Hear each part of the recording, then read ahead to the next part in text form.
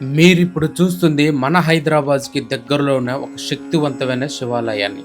ఈ దేవాలయంలో ఆ మహాదేవుడు బ్రహ్మసూత్ర సహిత మరకత లింగ స్వరూపంలో భక్తులకు దర్శనమివ్వటం జరుగుతుంది.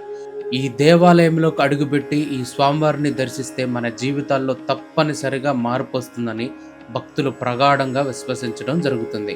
అంతేకాకుండా ఈ దేవాలయంలో మన కోరిక నెరవేరుతుందో లేదో ఇట్టే తెలుసుకోవచ్చు. అది ఎలాగో చెప్తాను వినండి.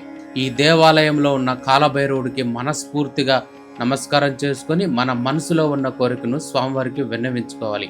అక్కడే ఉన్న బాణలింగానికి నమస్కారం చేసుకొని ఆ బాణలింగానికి 2 చేతులు ఆనిచ్చి పెడితే మన కోరిక నెరవేరినట్లయితే కుడివైపు తిరుగుతుంది, మన కోరిక నెరవేరకపోతే ఎడమవైపు తిరుగుతుందంట.